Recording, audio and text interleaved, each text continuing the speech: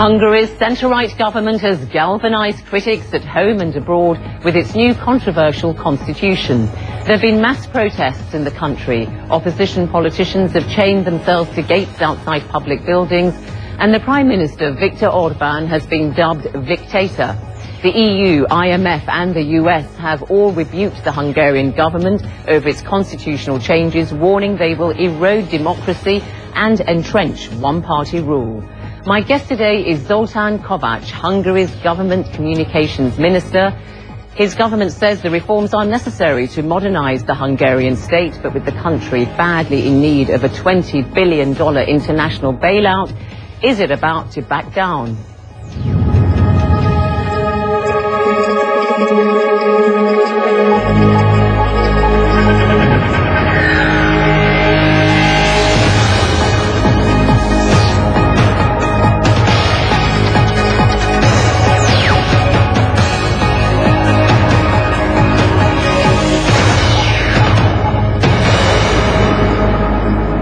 Zoltán Kovács, welcome to Hard Talk. Hello. Do you accept at the moment that Hungary has a very bad image problem in the world? We do have a lot to do to improve that image, and as a matter of fact, it's a very complicated issue.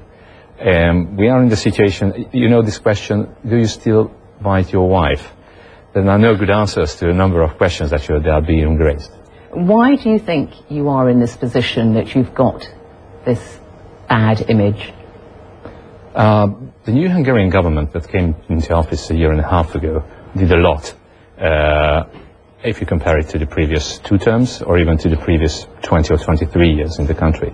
Finally, we have facilitated the major structural changes that are required to reboot the country. It doesn't really answer the question, though, Minister, because you know what the situation is back home in Hungary. Your Fidesz party, led by Viktor Orbán, has seen its popularity plummet. Polls say that the latest one, Ipsos poll, 12th of January, says that your party, that 84% of people in Hungary think that the country is on the wrong track. Viktor Orbán's popularity ratings at an all-time low. Why do you think you've got to this situation? If I just come back to your introduction, actually, it talks about mass protest of rallies in the country, representatives chaining themselves to the gates of public buildings. These are happenings that happened one time. So, I mean,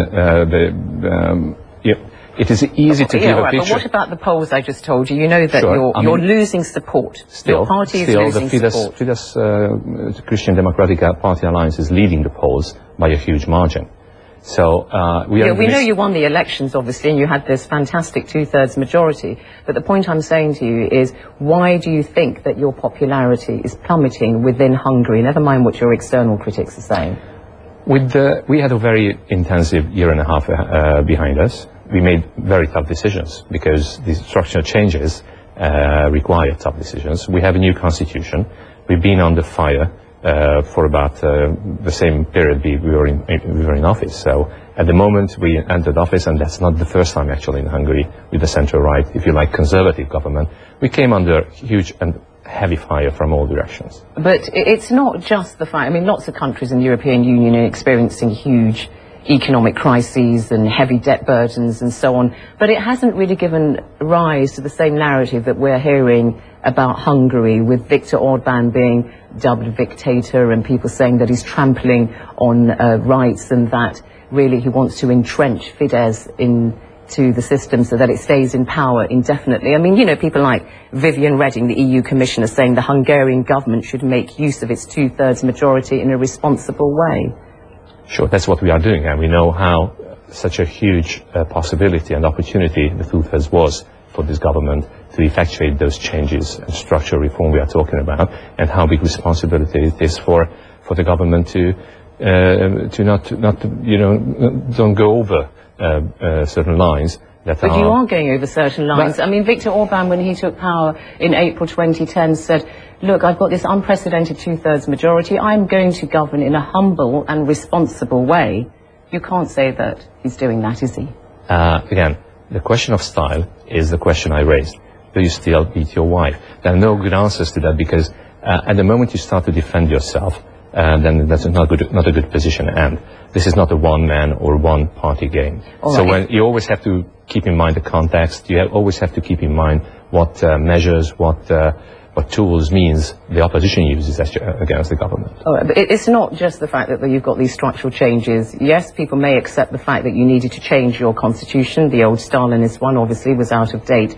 But the fact is, it's the manner in which you've done it. I mean, the new constitution took effect on January the 1st, and many are saying there wasn't enough consultation. Let me just tell you what the Venice Commission of the Council of Europe, which is not part of the European Union, it's a wider body, said in June 2011. It says the constitution-making process in Hungary, including the drafting and final adoption, has been affected by a lack of transparency, insufficient opportunities for an adequate public debate, and a very tight time frame.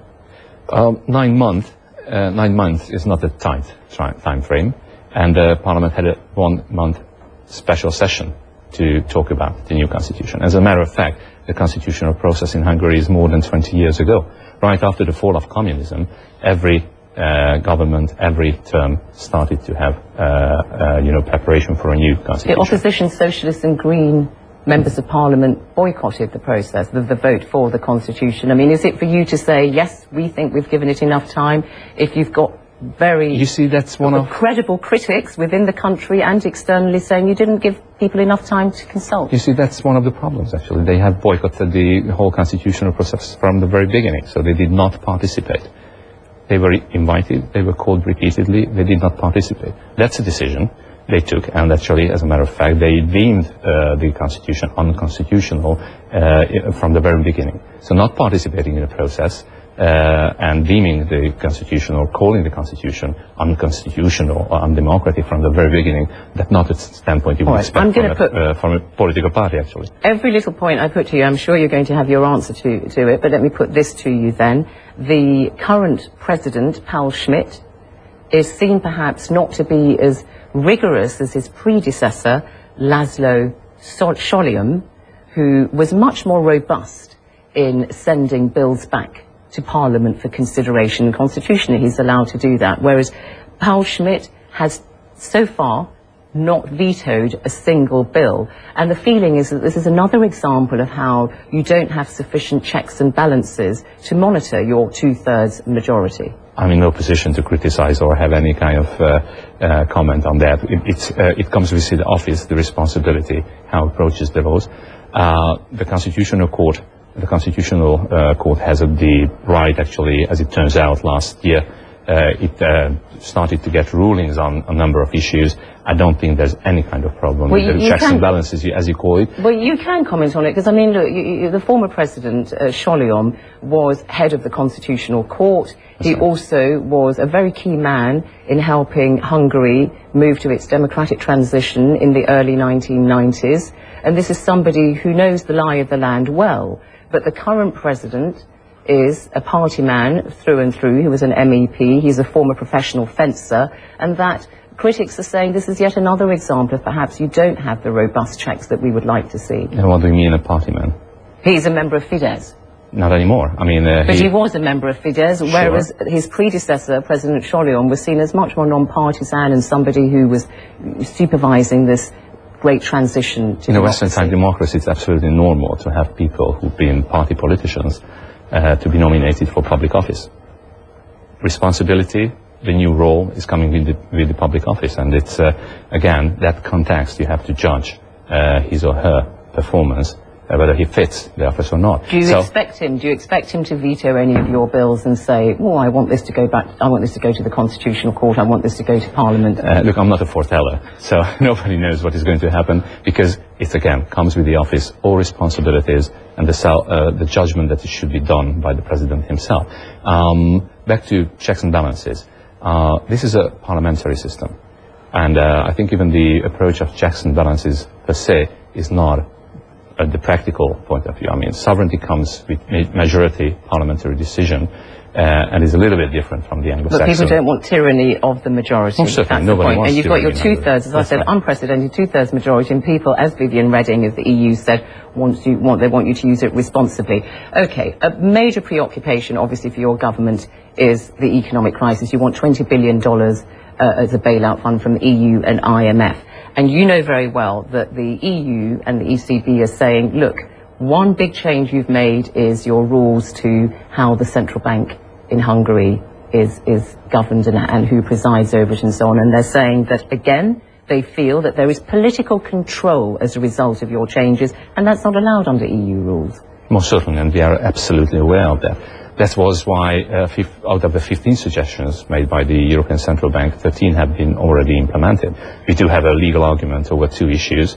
One of the macroprudential, the so-called macroprudential issue, and the other one is the governance of the All right, central let's bank. simplify it then. Okay, so as you say, there are two outstanding issues still with the European Central Bank. One of them is raising the number of members of the Monetary Council, now nominated by Parliament, and this sets interest rates and monetary policies. But this is going to give you the chance, again, to put your own people on it, and people feel that that will compromise the independence of Hungary's central bank. Well, that construction used to work in the country back in 2004, and that was not a problem at that time. Again, I mean, But people see it as a problem, don't they, now? Otherwise yeah, they wouldn't be raising shall it. we just come back to the previous issue raised, two-thirds majority?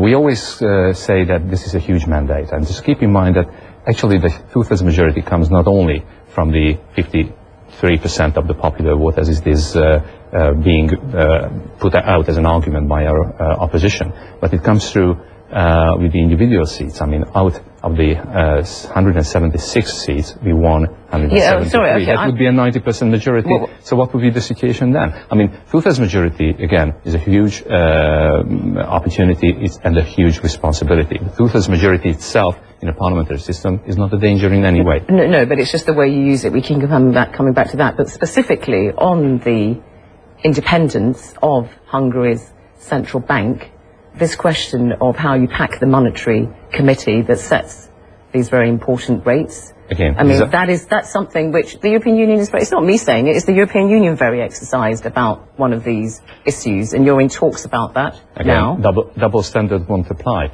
I mean, same constructions work. What do you mean by double standard? I mean, the same kind of nomination processes, the same kind of composition problems exist in Europe. The same kind of issue existed back in 2004. Well, we have independent governors of central banks. I mean, that's another of your problems, that the governor of the central bank is going to be possibly under political authority, because that's one of the other problems that you have, is the financial supervisory authority may be, under your new rules, merge with the central bank, which again would compromise its political independence. Yes, again, and we have announced it many times.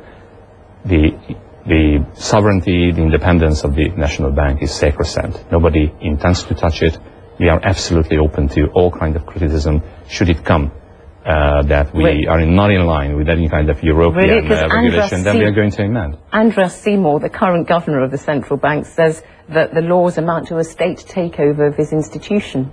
Yeah, but that's an opinion. I mean, but it's the opinion, Minister, of the governor of the central bank. But that's what we would like to bring back to the level where it belongs to, the level of substance. We would like to have the Commission's legal argument, the legal point. But this is not the Commission. This is your own governor of the central bank saying this. The point I'm putting is you've got internal and external critics making the same point, that political independence of Hungary's central bank has been compromised by your changes, and I'm asking you what you say to that. Again, from the level of political opinion, we would like to bring it down to where it belongs to. Specificity, the legal and substantial issues, and we are going to sort this out in a European manner. Should there be any problem with that, of course, the government and the Hungarian parliament is ready to put it in line with You said all a moment ago, you said this is a double standard. What do you mean by that? Double standard by who? That they're expecting Hungary to do certain things that other countries just do, and they're applying a different rule to you, or well, something? we have experienced that during the past year and a half.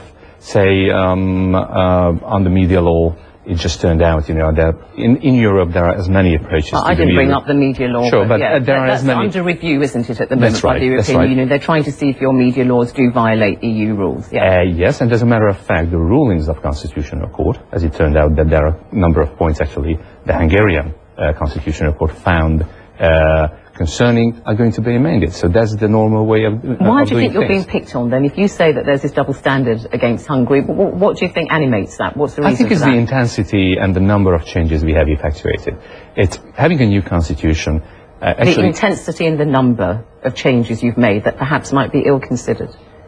I don't mean that this is ill-considered. I mean the number that is igniting the attention to Hungary. We are in the spotlight. There's a coincidence of, the political changes, the institutional and constitutional changes come together with a very, very negative or very bad period actually in Europe's economic life. And that's why, I mean, I wouldn't say that it's unavoidable, but certainly there are issues that bring Hungary to the focus at the moment. Well, I mean, it is in the focus at the moment, and just to finish off on the economic aspect, another thing that's exercising people like José Manuel Barroso, the European Union Commission President, and Olli Rehn, also Vice President of the Commission, in terms of your economics, is the flat personal income tax rate, and that means that effectively, constitutionally, any Hungarian government is going to be able to tax a street cleaner at the same rate as it does a multimillionaire. And the feeling is that isn't something which should be enshrined as a basic cardinal law in the constitution, because it ties the hands of future governments. So far that it can be changed by a two-thirds majority. So yeah, but if a party in the future, you lose power, say, and a party in the future in Hungary doesn't get the two-thirds majority, then they're going to be lumbered with these massive changes that you've made. And I mean, as the European Union says, this kind of fiscal responsibility should fall to the elected government of the day, and they may want to change the taxation rate to make it more progressive, so that people at the bottom of the scale are not taxed as much as those at the top. In a constitution, in a cardinal law, of course, we have to address political issues as well. I mean, there's no secret. This new government is trying to strengthen the middle classes, which is very thin in Hungary. So compared to the western part of Europe, we are struggling with a major sociological problem, actually, that the essence, the core, the backbone of society, the middle classes, is very, very thin and weak. So that, in our consideration, is one of the best means to strengthen the middle classes. But there are other political goals. Another political goal is to preserve the value of pensions, so to say, and these are, I think, come in line with the political targets of a centralized government. All right. I mean, just telling you again what José Manuel Barroso has said, he says that the European Union is preoccupied that a number of the new provisions in your constitution may violate European Union law, and that Hungary must take action. I mean, there's going to be a price to pay if you don't do this in the country. You've got huge economic problems. Your currency, you're not in the euro, is at record lows. Markets are scared.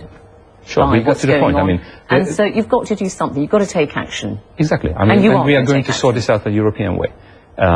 It's absolutely not unusual in Europe to have such kind of collision of interest and legal argument in the course of conversation between a member state and the Commission.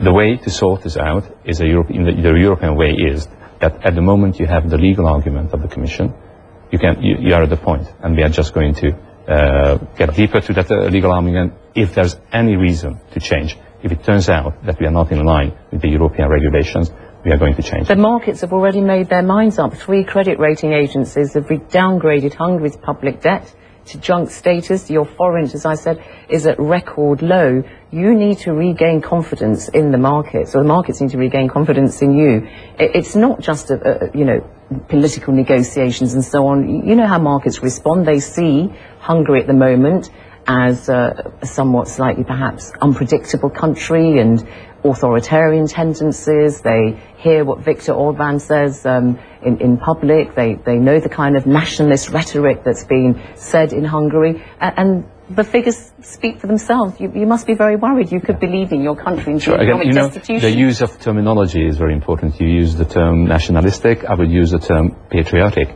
which would really bring the context closer to reality. Well, it's not me who's saying that. I mean, I'll just give you an example. Magdalena Marzowski, she's a Hungarian woman, a lecturer, and she cites the danger, she calls it the drug of nationalism. She says there's a belief in the nation, in folklore, and in the unity of the people, and this is dominating public discourse in Hungary as part of a process of ethnic and cultural nationalism promoted from the top down. This isn't my opinion, this is what's being said. Sure, but again, this is an issue that requires context. I mean, we do have to cope not only with economic constitutional and institutional issues, but also have to cope with their own history. I would really put that apart for a moment and come back to the markets. The markets. You need to get their confidence. Sure. I mean, believe me, we are aware of that. And that's why we started to clean away the huge pile of problems actually left behind by the previous government. Don't forget that Hungary had to be bailed out in 2008 and 9, exactly because of 2 terms of bad socialist and liberal government. Bad policies, bad decision-making, total institutional, constitutional, and moral failure. And that's what we have inherited. So that's why this huge mandate brings in a huge opportunity to get rid of this huge pile of problems, rebuild the country, put it on a right track. But rebuild the country in your image. I mean, I have to put, there are so many criticisms that have been levelled at your government. Tell me just one political party who is not trying to, you know, put its own image. Or yeah, but not at the level, the scale, the intensity, to use your own word. Let's take the Constitutional Court. There are those, Hillary Clinton, so many others, the European Council, who have said that it's the jurisdiction of the Constitutional Court is really being severely downgraded. For instance, you're lowering the age of retirement from 70 to 62. That means within a year, hundreds, around 300 judges are going to have to retire. That gives your party the opportunity out of the several thousand. Yeah, but still, it's quite a lot, and to nominate hundreds in one go. You've also nominated the head of the National Judiciary Office, the wife of a Fidesz member, somebody who is again close to the Prime Minister, and people are saying, it's not me saying this, Hillary Clinton, you know, is quoted as saying that this compromises. Yeah, she published a letter in the Hungarian newspaper saying the new judicial law concentrates power in the National Court Administration and again dismantles important checks and balances, preserving judicial independence. Sure. We do respect the opinion of our partners and allies all over the world, in Europe, in the transatlantic relations. But again, this is a major institutional refurbishment, reboot of the country.